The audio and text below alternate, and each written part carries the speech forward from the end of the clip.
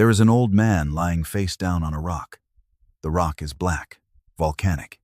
It sits in the middle of the Aegean Sea, on a small, hard island where Rome sent the people it wanted the world to forget. The old man did not fall because he was weak. He fell because something spoke to him. A voice so vast, so bright, so unlike anything a human throat has ever made, that his knees simply stopped holding him up. He is lying there now, in the dirt, as though he were dead. We will get to that voice, but not yet. First, I want to tell you about 2 words. You have probably heard the claim.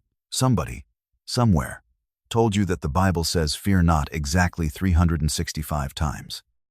1 for every day of the year. It is a beautiful idea. It fits on a coffee mug. It gets shared every January 1st. And it is wrong.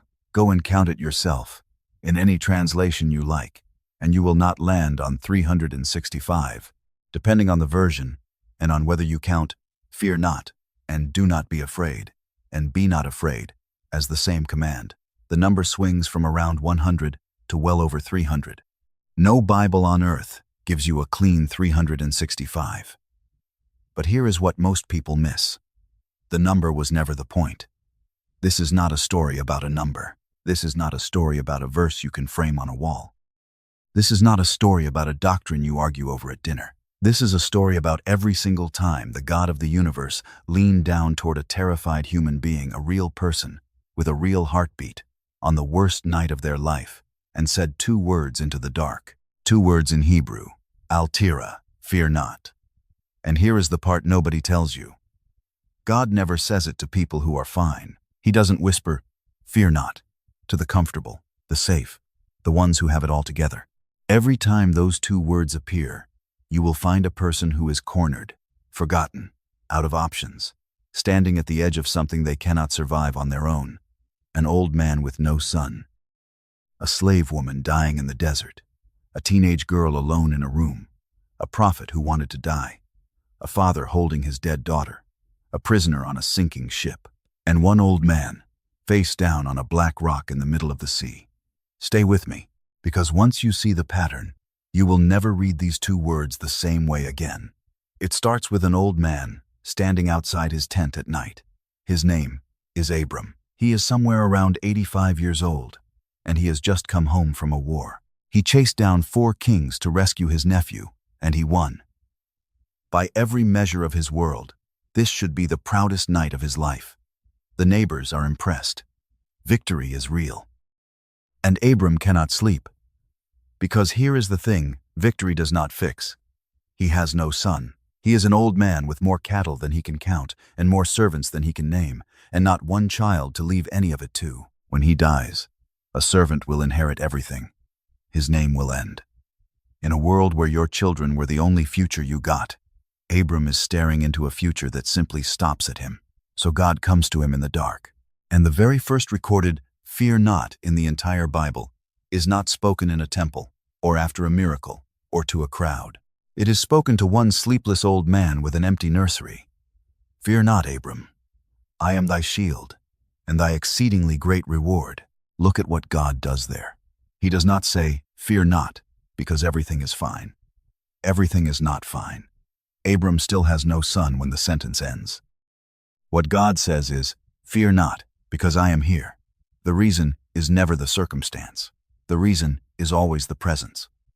Hold that thought, because it comes back every single time. But it gets stranger, because the next person God says it to is somebody the whole story seemed ready to throw away. Her name is Hagar. She is an Egyptian slave, the property of Abram's wife, and she has just been sent out into the desert with a skin of water and a boy. The water runs out, and there is a moment in this story so honest it almost hurts to read. She cannot watch her die. So she sets the boy down under a bush, walks the distance of a bowshot away, sits in the sand, and weeps. A mother, far enough not to hear, close enough to know. This is the part nobody tells you.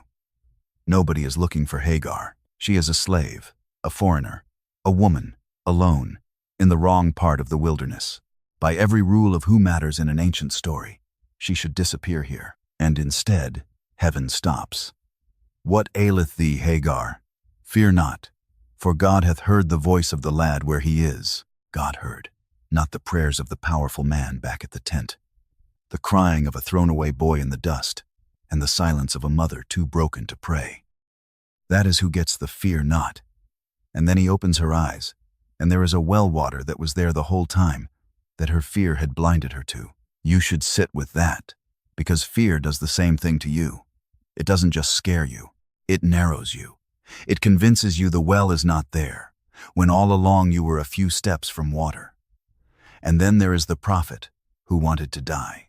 His name is Elijah, and he is the most spectacular man of his generation.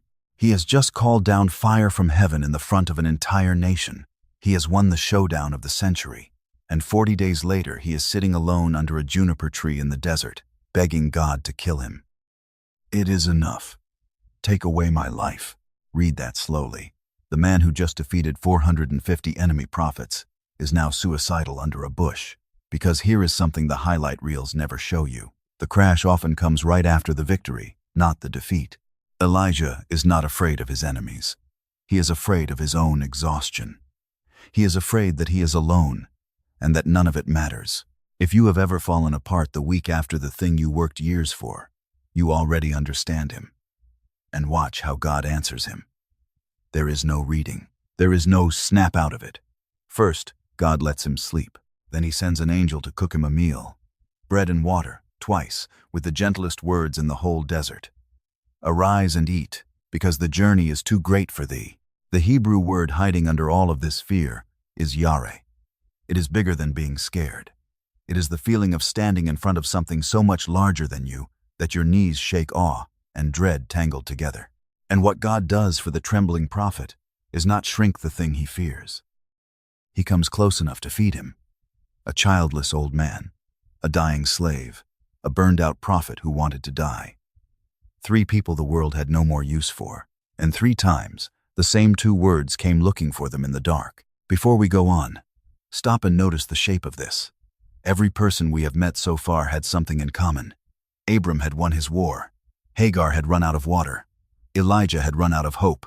Not one of them was standing on solid ground when those 2 words found them. Fear does not come to the people who are fine.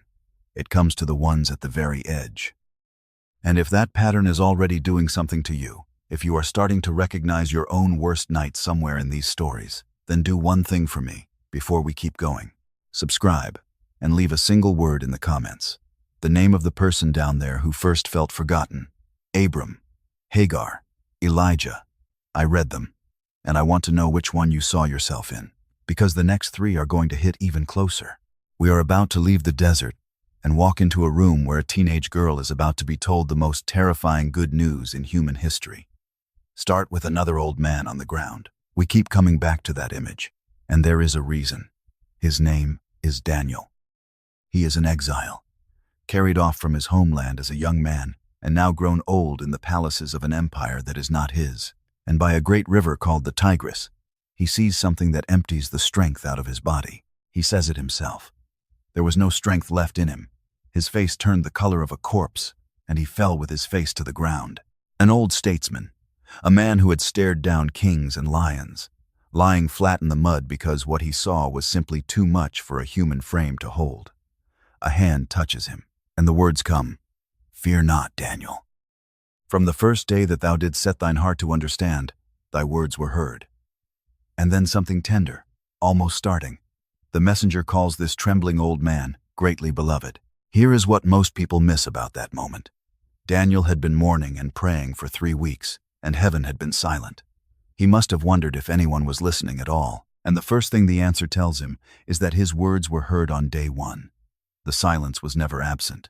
The help was already on its way before he ever felt it coming. If you are waiting on an answer right now, let that land on you. Hold on to that, because the next fear not falls on someone who has every reason to believe she has been handed a death sentence. She is a teenage girl, probably 13, 14 years old. She lives in Nazareth, a town so small and so forgettable that people in her own country used it as a punchline. Her name is Mary, and she is engaged, but not yet married. And into her ordinary afternoon, the room fills with light, and an angel says the words that have been falling on frightened people since the beginning. Fear not. Mary, for thou hast found favor with God. In Greek, these two words are me phobo. Don't be afraid. Remember them. You are going to hear them again before this is over, from a very different mouth, on a very different shore. But look at what favor with God is actually about to cost her. We read the Christmas story with soft lighting. So let me put it back in the real world she lived in. An unmarried girl who turns up pregnant in a first-century village faces ruin. The law allowed for her to be stoned. At best, she would be shamed, divorced before she was ever fully married, her future erased. And this was not a gentle world to be vulnerable in. The historian Josephus, writing about this exact era, describes a kingdom under Herod soaked in paranoia and violence, a ruler so afraid of losing his throne that he murdered his own wife and sons. This is the air Mary breathed. Fear was not abstract for her. It was the government. It was the neighbors. It was the very real chance that saying yes to God would cost her everything. And she says yes anyway. Be it unto me according to your word. 11 words from a terrified teenager. That is all it took. Now watch the stakes climb one more step. Because the next time we hear these words, they are not spoken over a frightened person. They are spoken over a dead child. His name is Jairus, and he is an important man, a ruler of the synagogue, the kind of man who usually keeps his distance from traveling preachers. But none of that matters now, because his little girl, 12 years old, is dying. So he does the unthinkable for a man of his standing. He falls down at Jesus' feet in the street and begs, and Jesus turns to go with him. And then the worst sentence a parent can hear happens. Messengers push through the crowd. Thy daughter is dead. Why trouble you the master any further? It's over. They are telling him to stop hoping. Go home. Bury her. You can feel the floor dropping out of him. And Jesus, who hears it too, turns to this shattered father and says the most outrageous thing in the entire scene. Be not afraid. Only believe. Sit in how impossible that is. The child is dead. The professionals have already declared it. And the command is, fear not. Not because the bad news was a mistake. The news was true. But the one giving the command was about walking into that house, taking a cold little hand in his and saying, "Little girl, get up." And she did. Do you see the thread now? It has not changed once.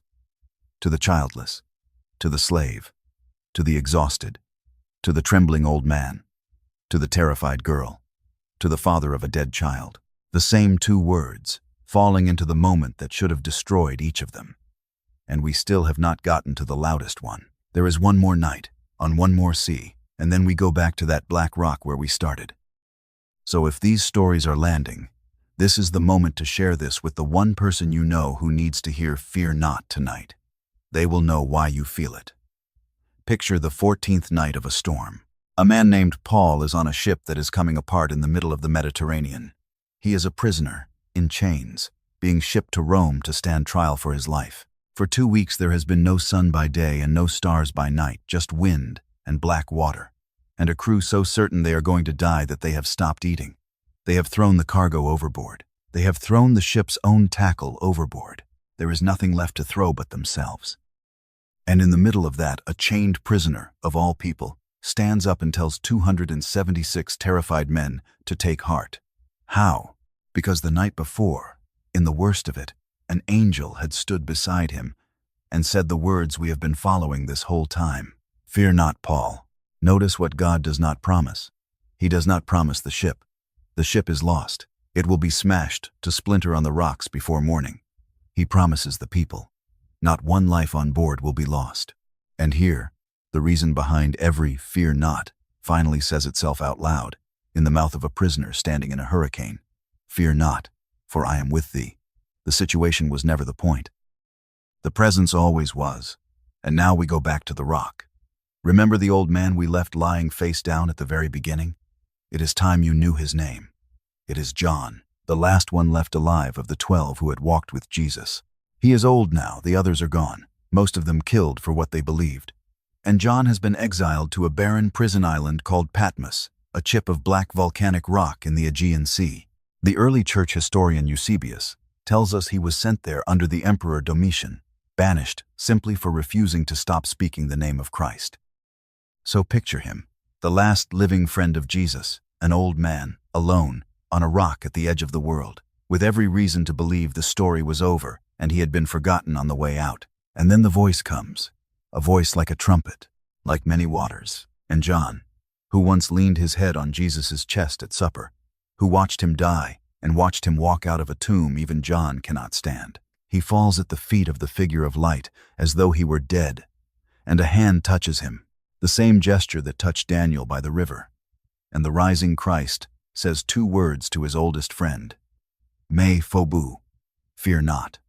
The same 2 words Gabriel said to a teenage girl in Nazareth, the same command that found Abram in the dark, and Hagar in the desert, and Elijah under his tree. The same 2 words, now spoken by the resurrected Christ himself, to the last man standing. Fear not, I am the first and the last. I am he that lived and was dead, and behold, I am alive forevermore. That is the voice we have been walking toward this entire time, and it has been saying the same thing from the first page of the Bible to the last. Now let me bring all of this off the page and into your life, because that is where it was always meant to land. You know this fear, not the kind in the movies, the kind that comes at 3 in the morning, the phone that rings in the dark, and your stomach drops before you even answer it, the chair in the waiting room while someone you love is behind a door you cannot go through, the drive home after the appointment, grabbing the wheel, when the diagnosis is still echoing and the whole world looks exactly the same and completely different at once. That fear does not happen through your logic. It happens in your body, in your chest, your hands, your breath, before your mind ever catches up. Every person in this video felt that exact thing. Abram felt it. Mary felt it. The father of that little girl felt it on the walk home. It is the oldest human feeling there is, and you are not strange for feeling it too. And the God of the entire Bible has exactly one response to it. He doesn't explain it away. He does not promise the storm will skip you. He comes close, and into the worst moment of your life. He says the same 2 words he has been saying all along. Not, fear not, because nothing is wrong. Fear not, because I am here. So let me leave you with 3 things to carry out of this. The first is simple, and it does not do the myth we started with. Fear was never about a number. It is not 365, and it does not need to be. It is the most repeated command in all of Scripture for one reason only, because fear is the most repeated human condition. God said it more than anything else, because we needed it more than anything else. You were never meant to count it. You were meant to hear it. The second goes deeper, and it is the thread you watched run through every single story. Not once did God say, fear not, because nothing is wrong. Abram still had no child when the sentence ended. The ship still sank. The little girl was still dead when the words were spoken over her. God never builds the command on your circumstances, because your circumstances will not always hold. He builds it on himself. Every fear not in the Bible is really one sentence with the same ending. I am with you. That is the only thing that has never once changed. And the third is the one I want you to take to bed tonight. The voice that found Abram outside his tent in the dark. The voice that heard a thrown-away boy crying in the desert. The voice that fed a prophet who wanted to die, that called a trembling old man greatly beloved, that steadied a teenage girl, that raised a dead child, that stood beside a prisoner in a hurricane, and that lifted the last apostle off a cold black rock at the edge of the world. That voice knows your name. It knows the appointment you are dreading. It knows the 3 am that is coming for you. And it has been saying the same 2 words since the beginning of the world, and it is saying them to you right now. Fear not, because I am here. So I have to ask you, out of all of them, Abram, Hagar, Elijah, Daniel, Mary, the father at his daughter's bedside, Paul in the storm, John on the rock, which, fear not, hit you the hardest tonight. Tell me below. Tell me the name, and tell me why. I read every one of them, and someone scrolling through these comments at their own 3 in the morning is going to need to see yours. If this is the kind of thing you want to keep hearing, you know what to do. Subscribe and stay closed. And the next time the fear comes for you in the dark, and it will, I hope you remember an old man on a rock and a hand on his shoulder, and 2 words that have outlived every empire that ever tried to silence them. Fear not. You are not alone in the room.